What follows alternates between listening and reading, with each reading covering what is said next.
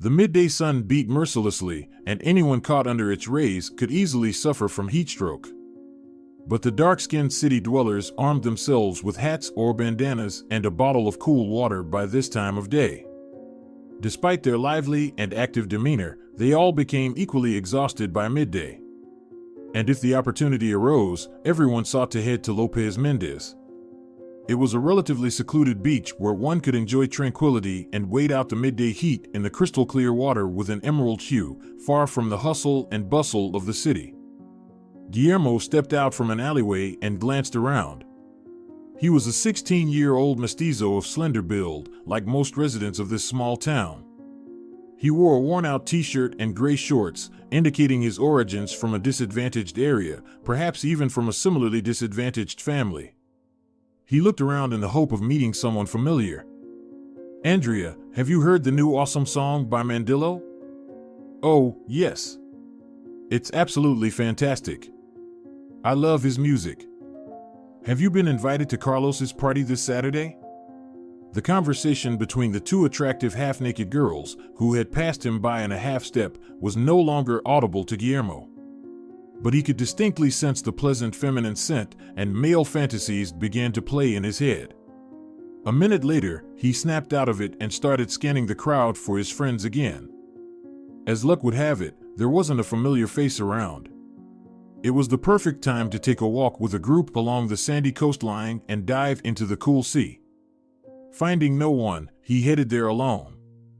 The hot sand scorched his bare feet, and the guy hurried to the sea to cool down his overheated body. On the way, he took off his t-shirt and, without removing his shorts, plunged into the pleasant coolness. Only here and now could one truly feel like a momentarily happy person. The midday heat dulled all senses and desires, and only the seawater could restore clarity to the mind and sharpness to consciousness. What bliss! These feelings and words merged together in Guillermo's mind. He immersed himself in his thoughts and remembered two fiery mestizas he had met in town today. "Guillermo, buddy, what are you doing here?" Guillermo opened his eyes and saw Carlos, his longtime friend, in front of him. So long time that he couldn't even recall the circumstances of their acquaintance. "Probably the same thing as you, escaping the heat." "Yes, it's been quite a day," Carlos replied, wiping the sweat off his wet face with his right hand. He appeared to be roughly the same age as Guillermo, equally sun-kissed and, judging by the wear on his clothes, not well off. Both of them resided in the favelas, a slum district perched on the hillside. The shacks, stacked one atop another, formed a dense cluster. Built from whatever materials could be scavenged, they vaguely resembled dwellings. Devoid of windows and furniture, a pile of old rags served as the bed, resting directly on the earthen floor. Each shack could accommodate up to 10 people. The only thing uniting these individuals was shared lodgings. In the evening, they gathered here to sleep. And in the morning, without exchanging a single word, they dispersed to attend to their own affairs known only to them. But let's return to the beach, where Guillermo met his longtime friend and comrade. "Just an ordinary day today." "Nothing special," Guillermo replied. "What's new?" "It's been a while since we've seen each other." "Where have you been hiding?" "Yeah, there was a little adventure." Guillermo was one of those who had to survive alone in this cruel world. His parents had abandoned him when he was still a child. They were either thieves or drug dealers. But one thing was clear, they were connected to the criminal world. As for their current whereabouts, Guillermo had no idea. They might be dead, or perhaps rotting away in some Mexican or Venezuelan prison. He wasn't interested. He hadn't received anything from them that could tie him to them in any way. In search of sustenance, Guillermo joined a gang that specialized in theft. And in school, he learned just enough to count money. "Guillermo, education will help you make something of yourself," he regularly heard from his teachers. And not without reason. He was a clever boy who could effortlessly solve complex arithmetic problems.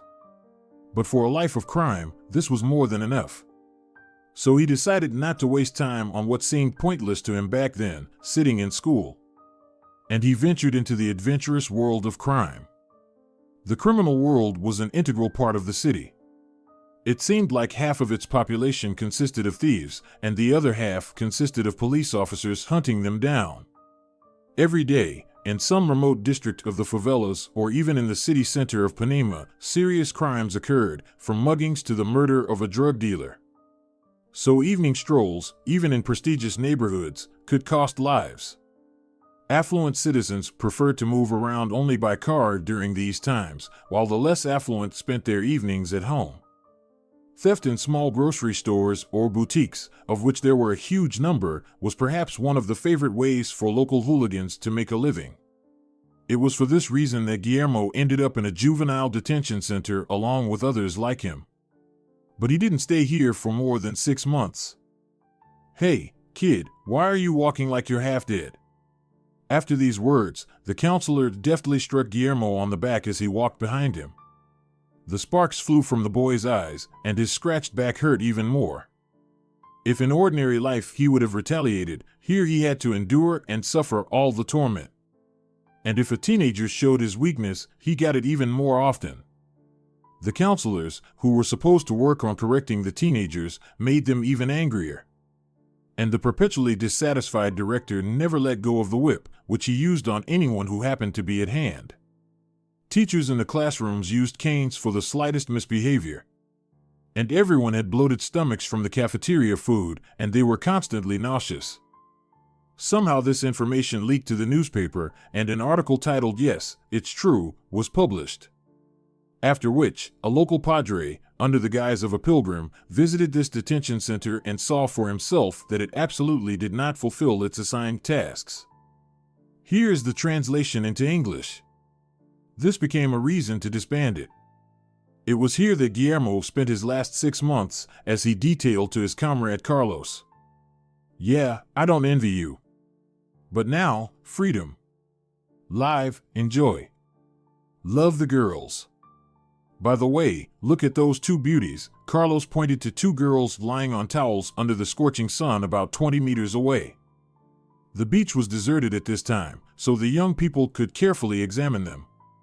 They were wearing revealing swimsuits. It was evident that their fair skin was completely unaccustomed to the southern sun. One girl in a similarly light swimsuit, like herself, lay on her back, while the other carefully applied sunscreen along her shoulders. Then she began to descend down her back to her buttocks. 2 young men, one of whom had been desperately craving female affection for the past 6 months, watched all this attentively. Europeans. Yeah, most likely. Tourists? I don't think so.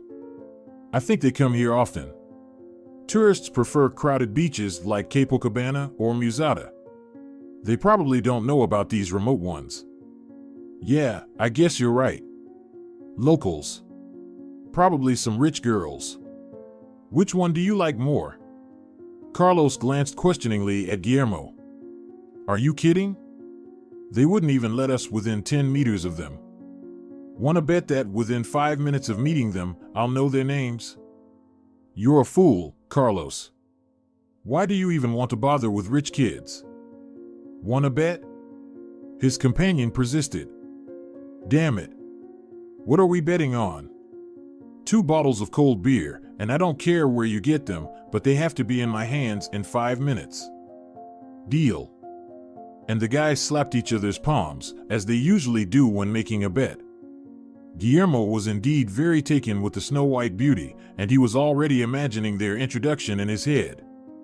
At that moment, Carlos pulled him by the hand straight to the subject of their bet. The girls, seeing that unfamiliar guys were approaching them, were not at all embarrassed. On the contrary, they seemed almost expectant of being noticed. Victoria and Isabella, those were the girls' names. They appeared to be around 18. From their well-groomed appearance, one could guess that the señoritas were not from simple families. Victoria was the very Snow White beauty. Her light curls were neatly gathered and hidden under a small red hat, which was supposed to protect its owner from the sun. And her fair skin seemed almost translucent in the sunlight. Her green eyes showed genuine interest in the approaching young men. Isabella, apparently, had mixed heritage. Her skin was more tanned, and her black hair and dark eyes revealed her to be more of a local than a newcomer. But both of them were lovely. "Hi, I'm Carlos. And this is my friend Guillermo." "I'm Victoria, and this is Isabella," the blonde beauty replied immediately, without a hint of shyness. Guillermo felt butterflies fluttering in his stomach at that moment, but they vanished when he remembered that he needed to get cold beer for Carlos right away. "Would you like something to drink?" Carlos took the initiative, as promised. "With pleasure. But there are no bars on this beach. So, we'll have to meet again somewhere," Victoria replied.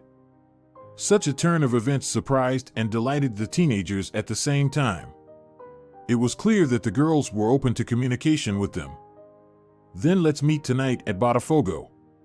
There are plenty of bars there, so we'll have a wide selection of drinks." Botafogo is the most popular place in the city, where there are always a lot of people in the evenings. Both locals and tourists come here to spend the evening in one of the numerous cafes or bars. Here you can enjoy exquisite wines as well as inexpensive beer. It's a favorite spot for the local youth. "Carlos, I understand that you're the hero of the day and all that. But what are we going to do tonight? Wouldn't you like to take our new acquaintances to a second-rate bar where they serve watered-down beer?" "You offend me, compadre. Carlos has everything planned. We recently raided one of the mansions of the local rich, so a beautiful evening is guaranteed for us." "Each hour doesn't make it any easier," sighed Guillermo. After the stint in the colony, he firmly decided to break ties with the criminal world. The guy stood out from all the thieves not only with his intellect, but also with his determination. He had long realized that he had outgrown the gang of reckless criminals who stopped at nothing. Though he still vaguely envisioned what he would do. It was as if he was waiting for something or someone to guide him in the right direction. As evening descended on the city, the young people gathered at the appointed place. It was a fountain in the very center of the square. During the day, it became the center of attraction for all the townsfolk. Older people sat on its edge to rest, children loved to frolic under its splashes, and numerous tourists took photos to capture this place not only in their memories. In the evening, the fountain became the favorite spot for young people. The bright illumination that lit up at this time of day gave it a romantic yet mysterious look. It added emotions and even more overflowed young hearts with feelings bursting at the seams. Guillermo and Carlos, as true men, arrived slightly earlier than the appointed time. "Do you think they'll come?" Guillermo asked. "Of course, they will. Haven't you forgotten how Victoria looked at you?" "She's clearly into you," Carlos replied. "Well, you're one to talk," Guillermo blushed. Sure, he had experience interacting with girls and even women. But they were from his own circle. Victoria was from a completely different circle, and he didn't know how to behave or what to say in her presence. Engrossed in their conversation, they didn't notice their morning acquaintances approaching them from behind. "You're already here? And we thought we'd beat you to it," Victoria said, examining the guys with interest. Like on the beach, they were wearing shorts and t-shirts. Their appearance slightly surprised her, but she didn't show it. The girls were wearing beautiful cocktail dresses and fashionable high-heeled shoes. Their hair was neatly done. "Where would you like to spend tonight, handsome?" Carlos asked.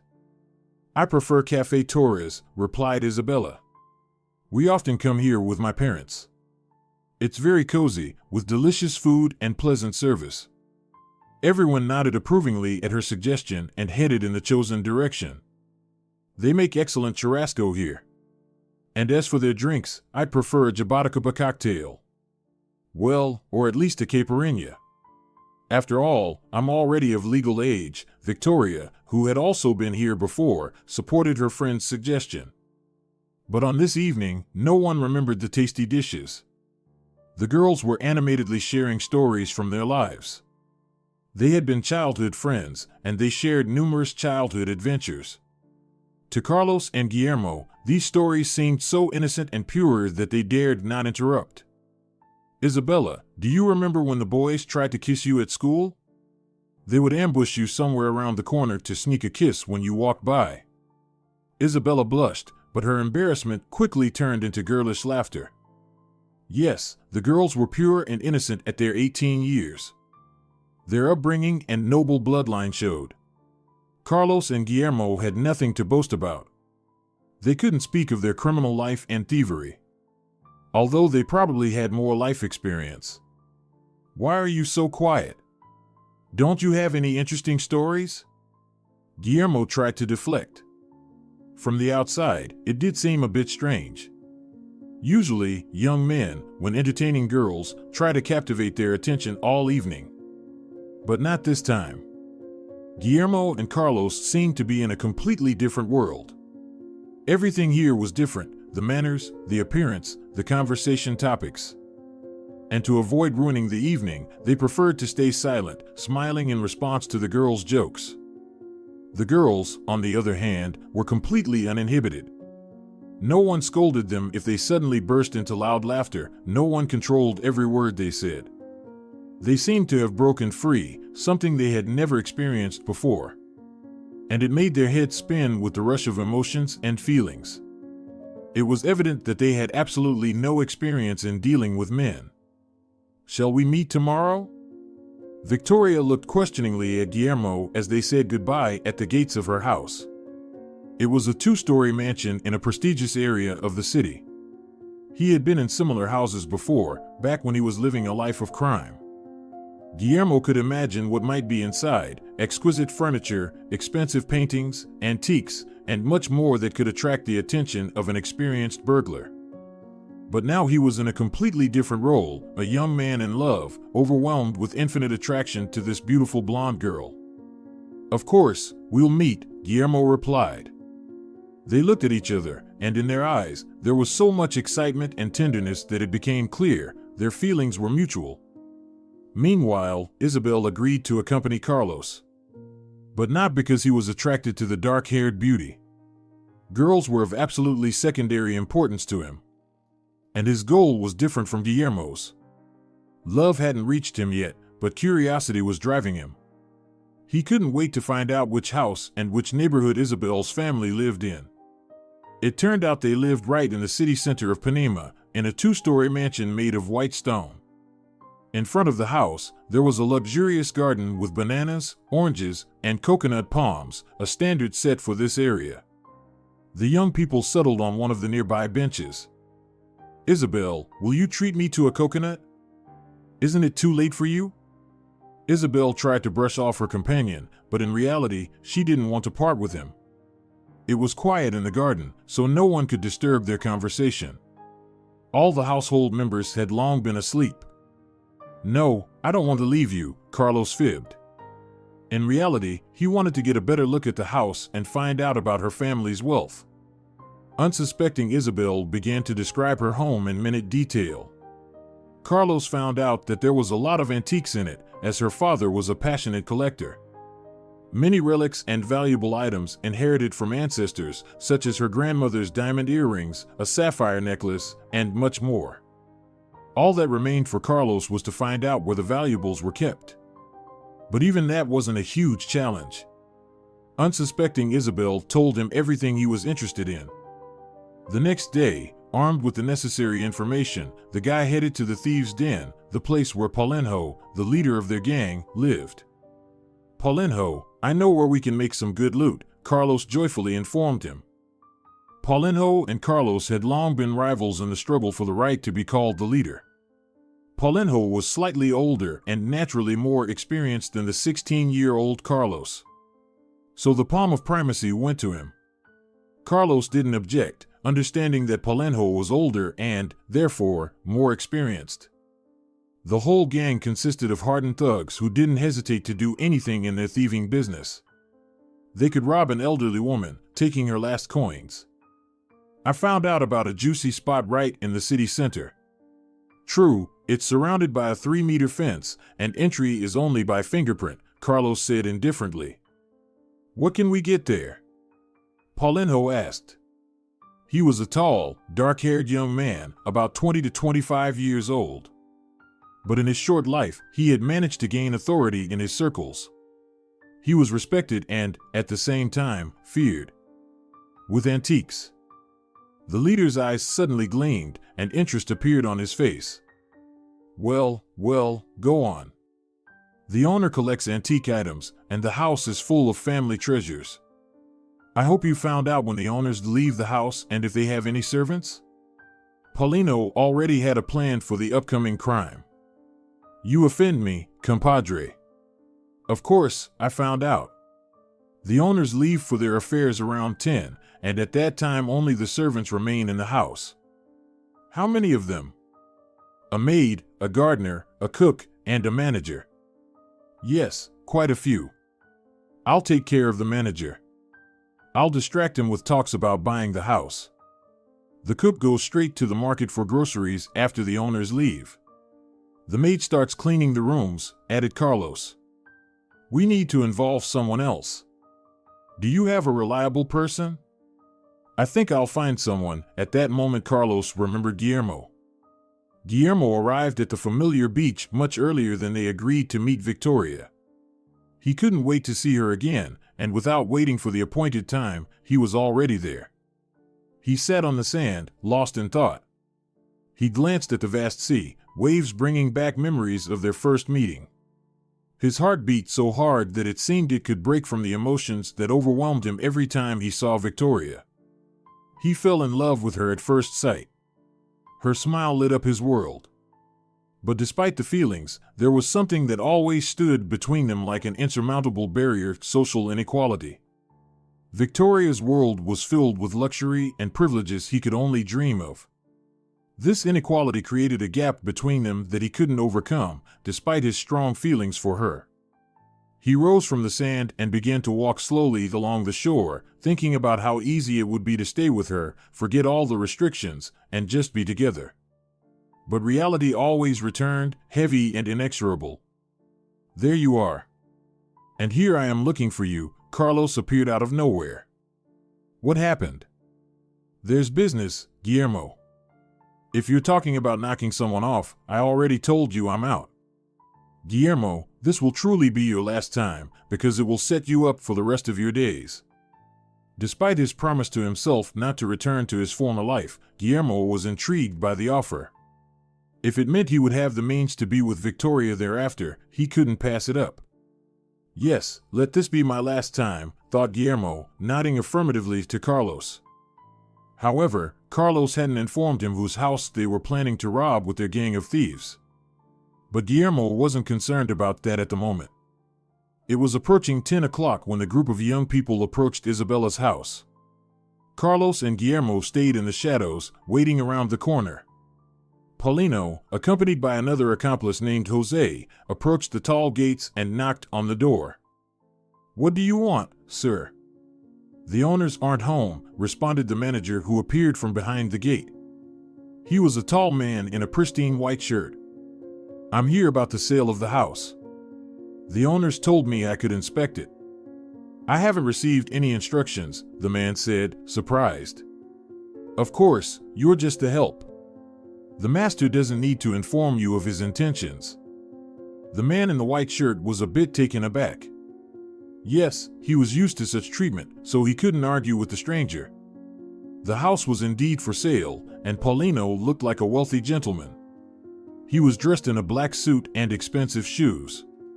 The manager opened the gates and allowed the stranger to enter the garden. Jose followed Paulino inside. He's the appraiser, Paulino said, gesturing towards the manager.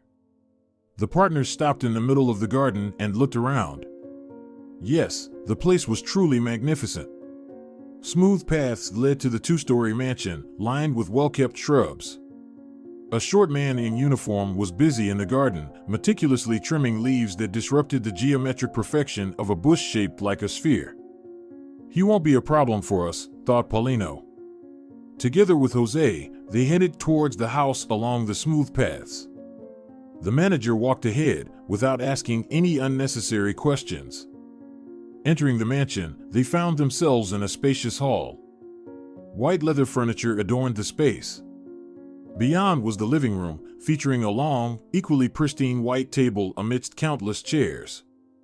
It was evident that guests were often entertained here. Where shall we begin our inspection? The manager inquired, looking at Paulinho questioningly, as Jose remained silent throughout. And who else is in the house, if you say there are no owners? Paulinho asked the unsuspecting manager. The maid is tidying up the rooms. She won't bother you. Let's go upstairs and start with the master bedrooms, Paulinho suggested. As an experienced burglar, he assumed this would be where many valuable items were kept. Meanwhile, Jose typed a message on the old push-button phone to alert Carlos and Guillermo about the upcoming burglary. They had ropes and all the necessary gear to scale the fence. Jose specified the gardener's current whereabouts in the message. Carlos and Guillermo stealthily made their way toward the house along the bushes to remain unnoticed. They concealed themselves in the garage, whose gates were open. Carlos had previously learned that it provided a passage into the house. Here, they would wait for the signal. Upon receiving the signal, Paulinho was to send another message to his partners, indicating it was time to begin. Paulinho and Jose exited the owner's room along with the manager, followed by the maid. She was about to clean Isabella and Mateus's rooms. At that very moment, Paulinho signaled to Jose, who discreetly sent a message, "The owner's room is clear. Proceed." Following this, the accomplices covertly entered the house through the garage. Meanwhile, Paulinho, Jose, the manager, and the maid were inspecting Isabella's room. Unnoticed, Guillermo and Carlos ascended to the second floor and entered the owner's room. Yes, there was plenty to loot. Paintings by unknown artists adorned the walls. These must be expensive, Guillermo remarked to Carlos, noticing him also inspecting the paintings. Don't even think about it. How are we going to carry them out? Start opening drawers and look for valuables, Carlos ordered. Guillermo donned white cotton gloves and began opening the drawers of the vanity table. There was everything: necklaces, numerous rings, and earrings. Guillermo knew nothing about precious stones, so he grabbed whatever he could lay his hands on. Hurry up. What are you messing around with over there? Help me out. At that moment, Carlos was sorting through antique figurines that were sitting on the host's dresser. He had a knack for these things, so he began carefully packing them into a travel bag. Find anything? He asked Guillermo. Yeah, trinkets. Got it all? Looks like it. Then help me out. And Guillermo began to delicately wrap each figurine in soft fabric, as instructed, and pack them into the bag. It only took a few minutes. They discreetly left the host's room with text message cues from Jose. Then they dashed through the garage, making sure the gardener wasn't nearby, and left the same way they had come. Thanks for showing me the house, buddy, Paulo thanked the manager. Then he turned to Jose. I hope the appraiser was able to properly assess these apartments? Jose nodded affirmatively in response. I'll inform the owners of my decision, he said to the manager, who was closing the gates behind them. Now, that's a haul, Paulo exclaimed when the partners laid out everything they had managed to find in the host's room. Like a true thief, he knew the value of such items. They settled into their thieves' den, where no one could reach them. It was an abandoned place that had once served as a grocery warehouse. The police never bothered with it because they didn't know it existed. And thieves could comfortably conduct their dark deeds there, knowing no one would find them. There were countless such places in the city. How are we splitting this? Carlos asked. Equally, Paulo replied. Meaning? I'll bring in my appraiser, and then we'll divide everything evenly. I want to take one ring now, Guillermo said. You surprise me, Guillermo, Paulo looked at him questioningly. The appraiser will come, and you'll get your share then. When will he come? Tomorrow night. The next night, the guys divided the catch. Along with his share, Guillermo received what seemed to him the most beautiful ring. It was very delicate with a red gemstone in the middle. Victoria will love it, he thought. At that moment, he didn't even suspect who it belonged to and what this gift would mean for him. A week later, Guillermo returned to the beach where he usually met Victoria.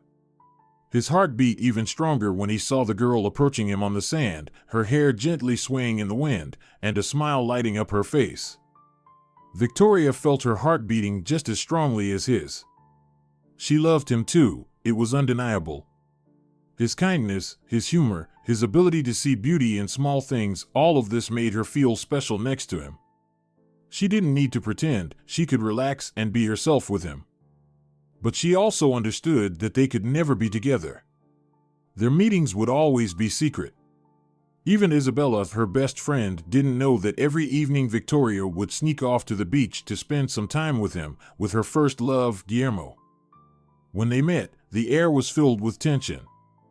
They both understood everything. Looking at each other, they remained silent, as if trying to convey their thoughts through their gazes. Then Victoria slowly approached him and took his hand. "Guillermo," she began in a soft voice, "I know we can't be together. But I want you to know that I love you. I love you more than I can express in words." Tears welled up in the boy's eyes, but he smiled at her and hugged her tightly. "And I love you, Victoria. Let me just love you, be with you, and love." They stood there, embracing, feeling time stand still around them. Despite the pain, they knew that their feelings would live on forever, even if they couldn't be together. "My beloved, I have a surprise for you." Guillermo's eyes sparkled as he uttered these words. "Are you going to give me a gift?" asked his girlfriend interestedly. At that moment, the unsuspecting Victoria complied and closed her eyes. She was filled with feelings of pleasure and joy for the upcoming moment. She was often given gifts, but this one was supposed to be special. It was from her beloved. And because of that, the feeling of joy overwhelmed her even more. Open it. Nestled in Guillermo's palm was a beautiful, elegant ring with a red gemstone. How lovely! Victoria couldn't contain her emotions and rushed into Guillermo's embrace. "Try it on." The young man took her hand and attempted to slide it onto the ring finger of her right hand. It fit perfectly. Victoria gazed at him admiringly, but then her expression fell. "I'll accept it, but I can't wear it. My father will have questions." "Do as you see fit. The important thing is that you accept it. As a token of my love." Victoria couldn't wear the ring, but every night before bed, she would twirl it in her hands, examining the gift and thinking of Guillermo. "Looks expensive," the girl thought. "Where did he get the money for such a ring?" "What are you looking at there?" asked Isabella, who was staying overnight with Victoria today. "Oh, nothing much." Victoria hurried to hide the ring in the bedside table, but she didn't make it in time. "Show me." With her usual laughter, Isabella snatched the ring from her friend's hands. "Oh my!" Isabella was speechless. Her round eyes alternated between her friend and the ring. "What's wrong with you?" Victoria asked, confused. "This can't be. Where did you get this?" "Found it on the beach a couple of weeks ago," lied the blonde beauty. "Remember I told you we were robbed about a month ago? This is my mom's stolen ring," exclaimed Isabella. "That can't be," Victoria replied calmly. "We need to check. Do you have a magnifying glass?"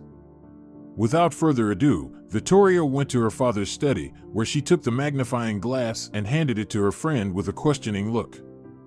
There should be the letter engraved on the inside of the ring. "It belonged to my grandmother Adrian, and it was passed down to us along with other family heirlooms. Since the ring is thin, the letter is only visible under magnification." After these words, Isabella took the magnifying glass in her hands. "Look! Just as I said. The letter on the reverse side." "Adrian," triumphed Isabella. "I can't believe you found it. Which beach? How? Why didn't you tell me right away?" As Victoria was bombarded with these questions, a lump formed in her throat. Her thoughts swirled like a storm in her mind, shattering all the previously established confidence. She could barely hold back tears. Could Guillermo really be the thief who robbed her friend's house?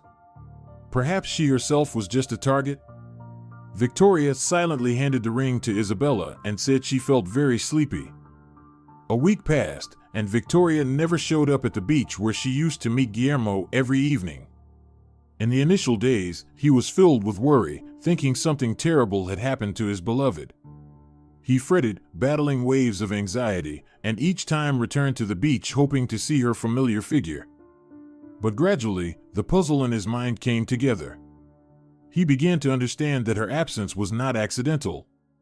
The world she lived in did not allow her to be with him, a regular guy who didn't even have a home.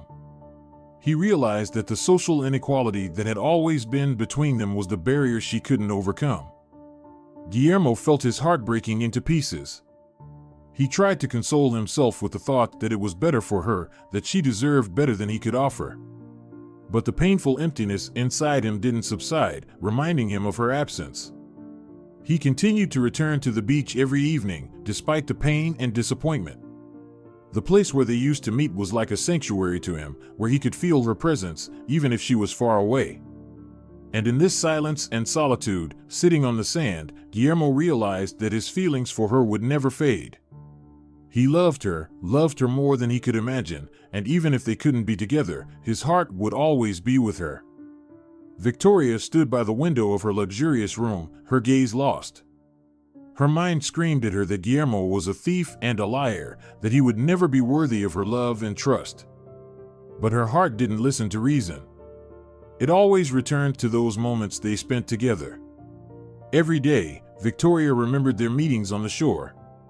The sounds of the sea, the cool breeze that caressed her skin, and most importantly, his warm touch.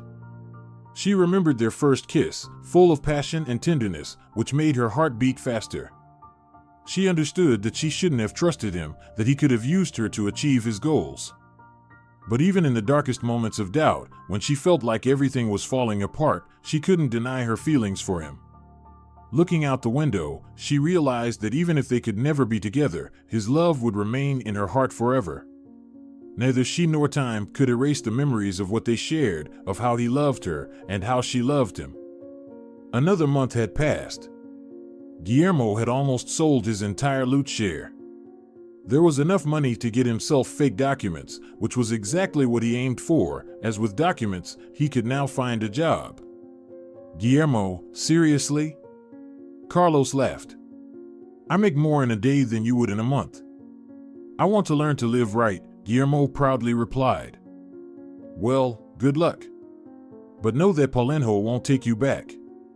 He let you go only because you took that risky job. Carlos patted his friend on the shoulder, not believing he would succeed. But Guillermo did.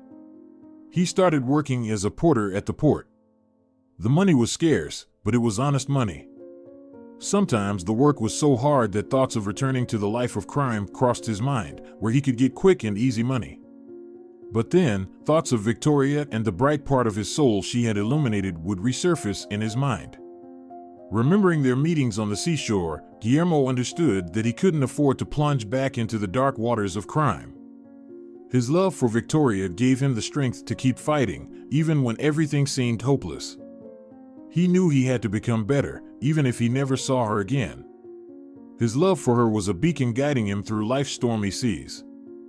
When Guillermo had weekends, which was rare, he always headed to that same beach, to their secret spot where they had met Victoria a year ago. It was a place where time seemed to stand still, where he could feel her presence even if she was far away. He came here every time hoping to see her, hear her laughter, catch her scent on the wind. But the blonde beauty was nowhere to be found. The sand was empty, and the sea seemed much colder now without her presence. His heart ached, and he prayed to see her again, even if just for a moment. In these moments of sorrow, he would close his eyes and remember every detail of her face, every word she said, every moment they spent together. His memories of her were like a light in the darkness, sustaining him through the toughest times. On this evening, when Guillermo came to the beach again, he didn't even hope to see her anymore. There were few people around, and as the sun set, the beach became even quieter and emptier. He stood on the shore, staring into the dark expanse of water, and again, he remembered. But suddenly something pulled him out of this colorful world of fantasies. It was a woman's scream, abruptly cut off. Guillermo saw a figure frantically waving hands in the sea. Without hesitation, he plunged into the water. The force of the waves pushed him back to shore, but Guillermo fought against them, swimming to the right spot. As he approached, he saw a girl overtaken by a wave and drowning. Without a second thought, he grabbed her and began dragging her to the shore. It was difficult, the current pulling Guillermo back into the sea, but he fought against it as if his life depended on it. His heart pounded so hard it felt like it might burst from his chest. But he didn't stop, despite the fatigue and strain. Finally, he reached the shore, pulling the girl onto dry land. He lay on the sand, his strength leaving him, but he was happy. He had saved a stranger, without considering the consequences, because it was the only thing that mattered in that moment, to save a life. He closed his eyes, still not understanding whom he had saved. They need to be taken to the hospital urgently. Guillermo began to come to his senses slowly. He vaguely saw several people surrounding him. They all seemed familiar, but their faces were blurry, as if mixed in a kaleidoscope of memories. At the center of attention was an agitated man in his 50s. He was shouting something, but the sound seemed distant and indistinct. Guillermo tried to object, to get up, to say that he didn't need the hospital, that he couldn't afford it. But his body seemed disconnected from his will, and he couldn't move. He felt the drowsiness enveloping him again, as if he were sinking into an abyss of dreams. And there he was again, on the beach, in that world of dreams, where his desires became reality. And then, out of nowhere, she appeared to Victoria. Her beauty was dazzling, and her smile set his heart dancing madly. He couldn't believe his eyes. He couldn't believe that his wish to see her again had come true. Guillermo woke up in the hospital. Why did they bring me here? I managed to get out, catch my breath, and could have moved on. Now I'll never be able to repay for this medical care, he thought. At that moment, a nurse entered. As soon as she saw Guillermo awake, she rushed out into the corridor and called for Senor Paula. The man in his 50s, whom Guillermo had seen earlier, entered the room. Now Guillermo could see him clearly. He immediately recognized the mayor of the city. You saved my daughter, risking your own life, the man said, his voice trembling. I will cover your hospital expenses, don't worry about that. And, in fact, ask for whatever you want. Guillermo didn't respond. He was still in a dazed state, vaguely aware of what was happening. Paula noticed this and tried to comfort him. It's all behind you now. What's your name? Guillermo. Guillermo, I would be very pleased if you had lunch with me and my daughter at our house. I want to thank you. And we'll discuss what reward you want. I can't come to your house, it's impossible, Guillermo worried. I know how to be grateful and appreciate people who risk their lives for others. You should stay under the observation of doctors for another day, and tomorrow my driver will pick you up. Agreed? The next day, Guillermo got into an expensive car. All night and all morning he had been thinking about the upcoming lunch. He didn't know what to ask the mayor for. Money? A job? The only thing he dreamed of was to see her. But the mayor was no magician. When Guillermo stepped out of the car and glanced at the mansion, he couldn't believe his eyes. The very first time he met Victoria, he escorted her to this mansion. It can't be, he thought, is she the mayor's daughter? Did I save Victoria? Or did they sell this house and now it belongs to the mayor? A million thoughts spun in the head of the 17-year-old boy. Come in, Guillermo, Senor Paulo greeted him joyfully and led him to the table. Thank you. Don't be shy.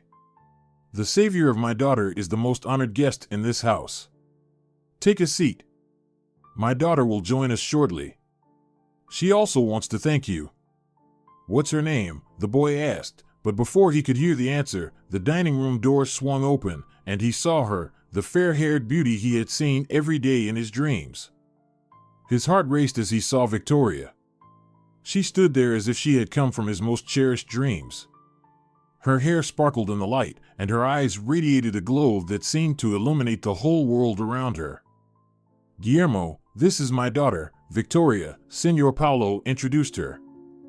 Guillermo could barely contain his excitement as Victoria approached him. He felt his heart beating so hard it seemed ready to leap out of his chest. In that moment, all his doubts, all his fears dissolved into the air. His dreams had become reality, and Victoria stood before him, a symbol of his hopes and love. Victoria's eyes filled with tears. She clearly hadn't expected to see him here. Her first love. The person she had thought about every day, every second. Victoria, I've been waiting for you. Pleasure to meet you, Guillermo. My father told me you saved me risking your life, the girl said through tears, pretending to see the young man for the first time. Guillermo decided that either she had forgotten him, or she simply didn't want to delve into details in front of her father.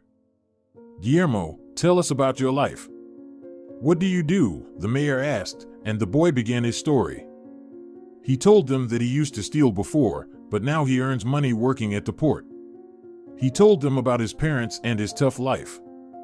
Without hiding anything, he recounted how he agreed to steal the expensive mansion to get money for fake documents.